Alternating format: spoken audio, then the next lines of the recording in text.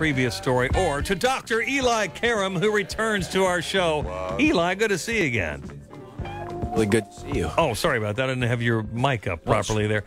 Sly Stone did that song so many years ago. It's a family affair. Everything goes good in the family. The family knows what's happening with the family. There's inside information with the family, and sometimes it gets knotted up, doesn't it, Eli? Of course it does. That's what marriage and family therapists are there for, to get the people unstuck when you get stuck.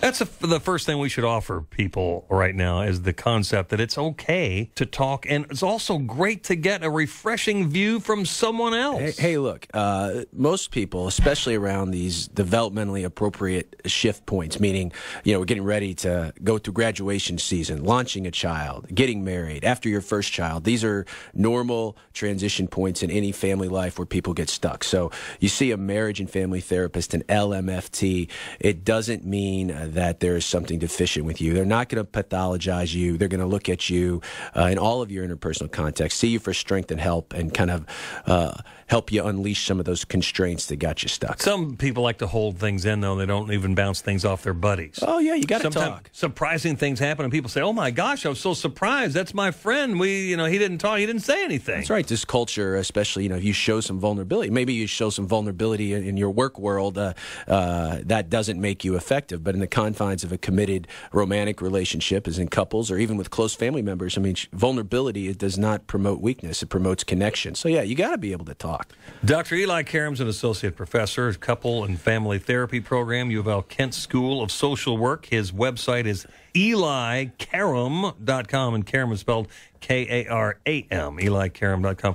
In a few minutes, we're going to tell you, too, about some very inexpensive ways for people to sort of get introduced to a little help with your relationship. Got some new things for your listeners. And marriage and family counseling, we say in a broad sense, but still, sometimes that's okay early on in a relationship, long before there's a family, right? Oh, yeah. It's wedding season. So a lot of people, you think you got to see, as I said, a marriage and family therapist when there's a problem. No, sometimes prevention is the best form of intervention, in the sense that a lot of premarital couples will come in and elect to get these skills, how to fight fairly, how to communicate, how to build these intimacy skills. So if you have that ahead of time, you have like a roadmap, a blueprint where the relationship's going. It prepares you when you hit these predictable roadblocks, as we were talking about a couple of seconds ago. Sometimes one person in a relationship is a gale force wind, and the other person is a balloon in the wind. Yeah. Piece of paper in the wind, and that can be a challenge in relationships. Although people say, well, they work together nicely, it's okay for the gale force wind to sit down and be quiet for a minute or two and let the piece of paper talk. Right, and it's not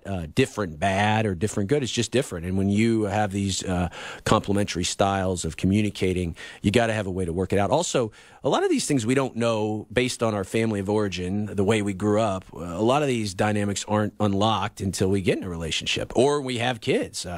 There's a lot of similarities between my wife and I. Have been together about 14 years. There's a lot of similarities, but which people think opposites attract. That's not really true. It's more like birds of a feather flock together. But a lot of differences for couples, and myself included, aren't really unlocked until you start having kids. So a lot of people will come in and elect to see a licensed marriage and family therapist after they've had some kids, when we know even in the best relationships, marital satisfaction, sexual satisfaction take a big dip after the first child. Well, because it's like the TV show Friends. Everybody knows what that is. Yeah. You have a life and that you're just kind of whatever, hey, where do I want to eat? Where do I want to go? What do I want to do? And then you become a parent, and it's like all those things go on hold if you're a good parent. That's right. I mean, not all the way. You need time with your spouse, but still, your attention turns to the needs of someone else, not just yourself. Other times people think, to see someone, there's a stigma associated with mental health. This is actually Mental Health Awareness Month, so there's no stigma. But even if the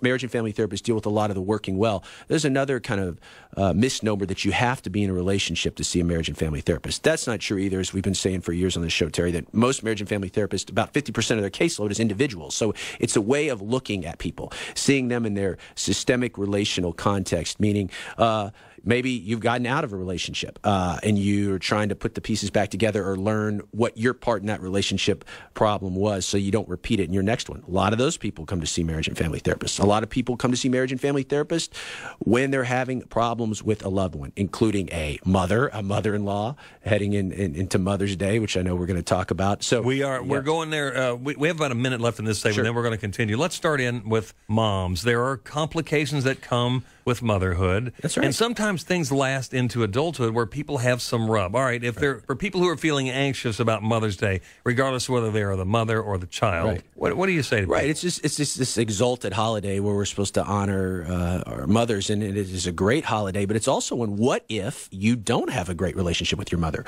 Or what if your mother is deceased or there is some type of cutoff?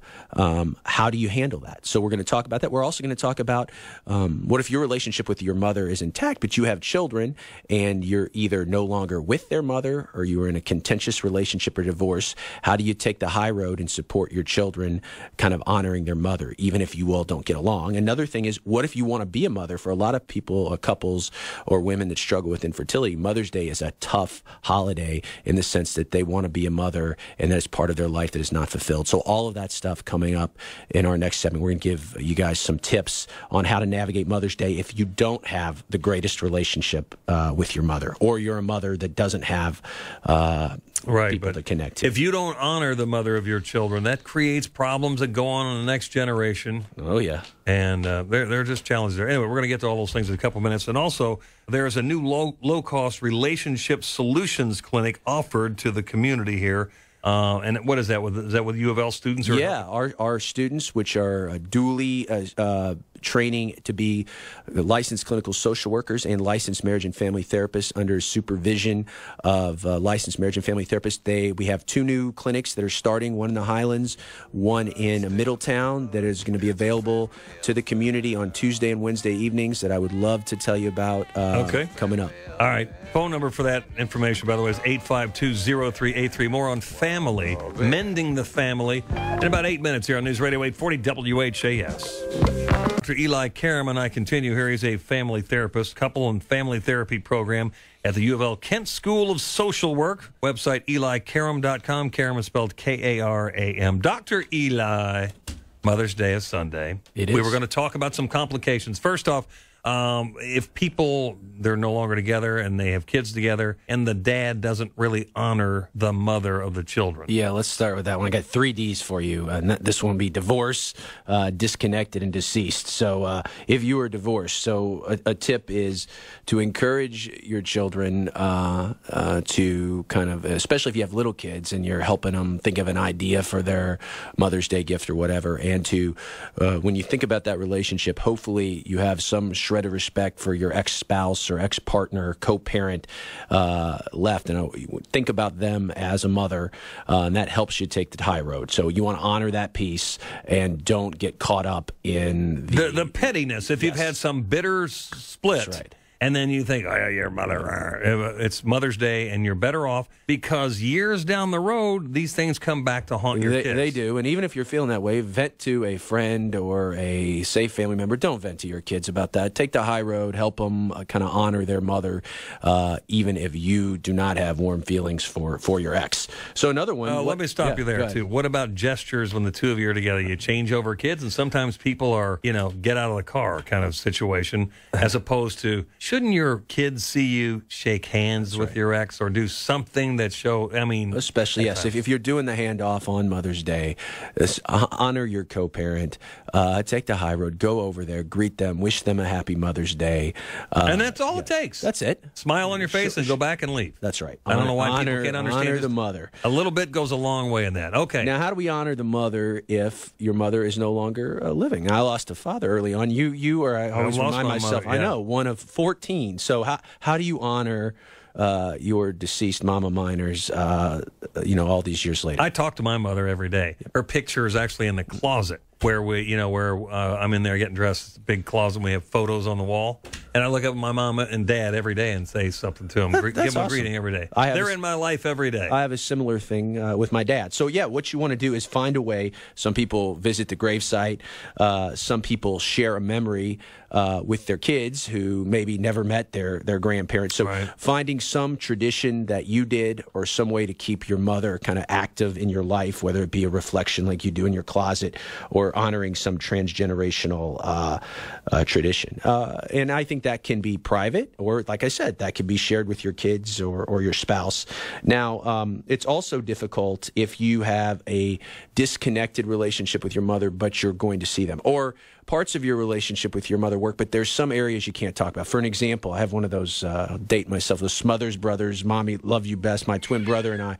And my twin brother, we have an interesting relationship. And so my mom and I, we don't really talk about my brother because that is usually an area we don't There's a rivalry, you mean? Not on my part, but he's in New York doing his own thing and about to be a father. Can I be your therapist right now? Sure. I'm just kidding. That's sure. I'm not doing that. No, but my brother, so an example is, so if you're going to be with your mom on Mother's Day, so there's some hot topics you want to honor the mother. You don't talk about it. You're going out for a nice Mother's Day brunch.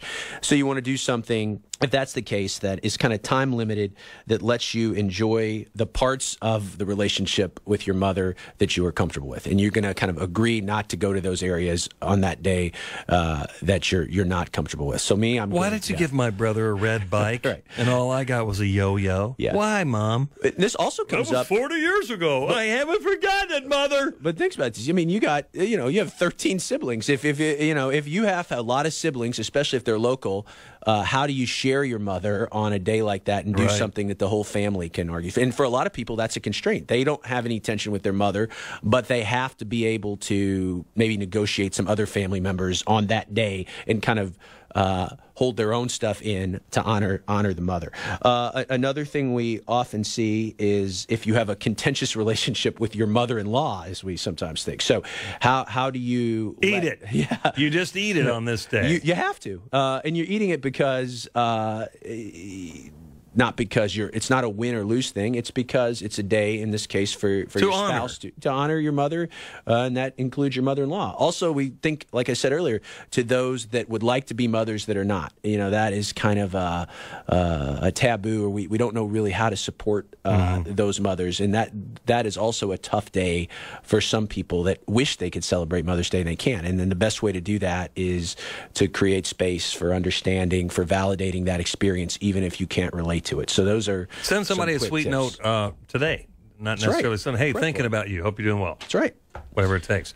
All right, Eli is offering, you have some U of L students who are offering relationship solutions. It's a clinic offered to the Louisville community, and people can go to your website and learn more, but it's students. Yeah, so it's our marriage and family therapy / social work therapist in training, which are supervised by licensed marriage and family therapists. So what happens is, a lot of times we talk about on this show, if you can't afford the $80 to $150 a fee of a marriage and family therapist, but still have a couple issue, this is for couples, you can be seen for about an average fee of $20. We're going to have a location in the Highlands and a location in Middletown. So what you want to do, you can see all this information, as Terry said, at www.elikaram.com, or you can also call 852-0383. That's 502-852-0383. And if you have a couple issue, you don't have to be married, but a relational issue as a couple, you can be seen, and we're rolling that out now. And also want to congratulate, I got 13 graduates this Sunday, the Kent School of Social Work, Marriage and Family Therapist, that I'm really proud of, that we're launching into the community. Congratulations on that. EliKaram.com, Karam, how you spell his last name. And he did declare the 3 dubs. www. There you go. EliKaram.com. Plus your heart is